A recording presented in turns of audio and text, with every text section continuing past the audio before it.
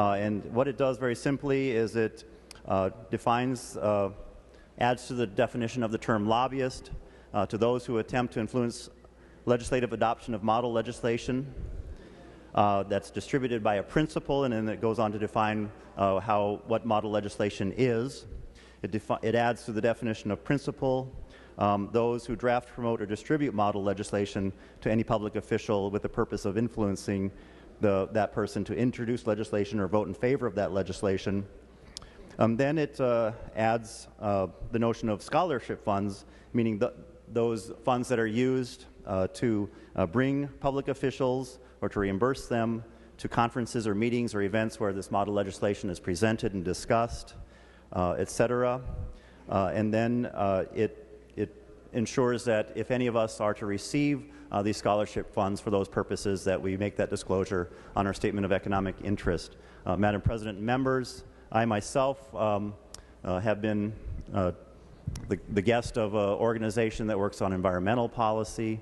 I've received reimbursement for my travel. I've received legislative proposals, some of which I pursued. It would mean that that organization would have to be identified either as a lobbyist or a principal, and my having received that travel expense, even though it comes through a 501c3 and isn't reportable on our statements of economic interest, is something I would have to do. It's simply a sunlight and disclosure so that folks know who's working on legislation, promoting policy, and paying for that to happen.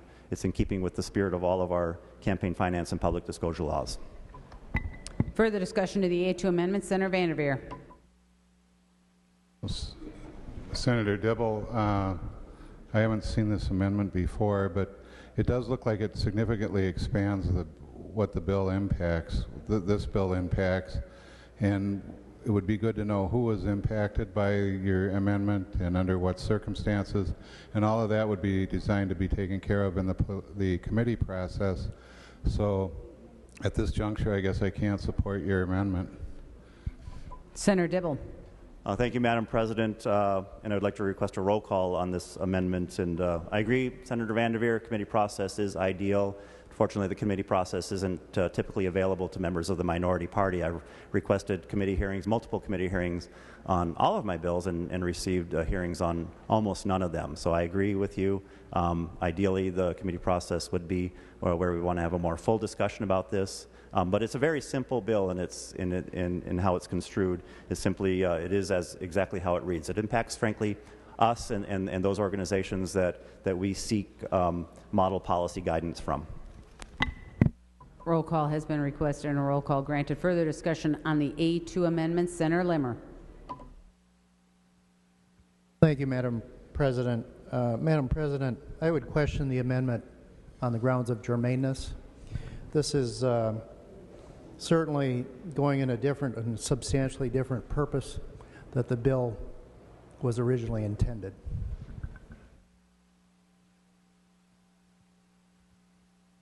Further advice for the chair, Senator Dibble. Madam President, I strenuously disagree with the question of germaneness and would request that you rule that this amendment is in fact germane. I think it's exactly in keeping, and as a matter of fact, Senator Vanderveer, in speaking about sunlight and disclosure, could have been speaking about the amendment that I was offering. It is absolutely in keeping with the reporting and the disclosure requirements that he was seeking to effect some change on. Further advice for the chair?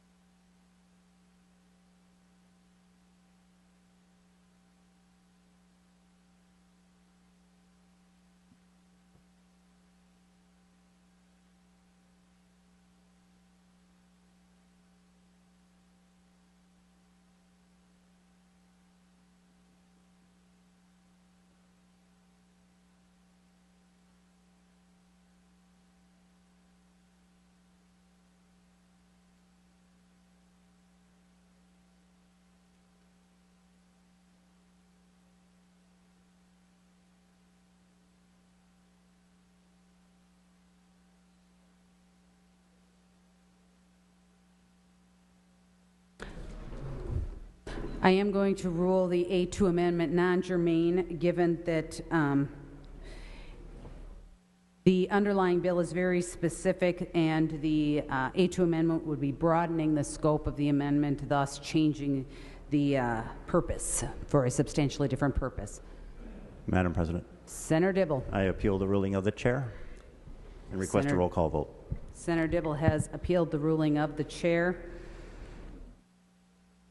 under Rule 14.4, and I will read the rule. An appeal is decided by a majority vote of those present and voting.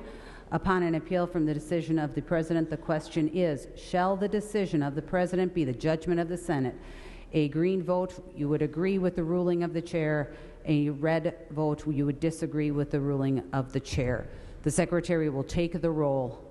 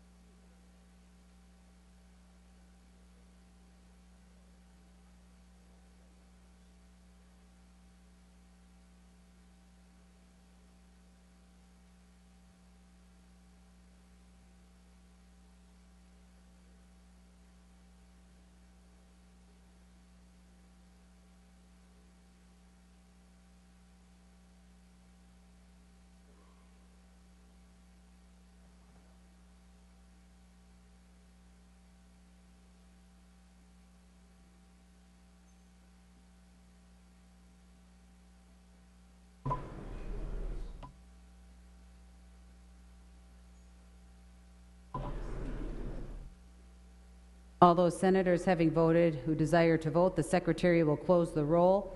There being 34 ayes and 31 nays, the ruling of the chair has been sustained.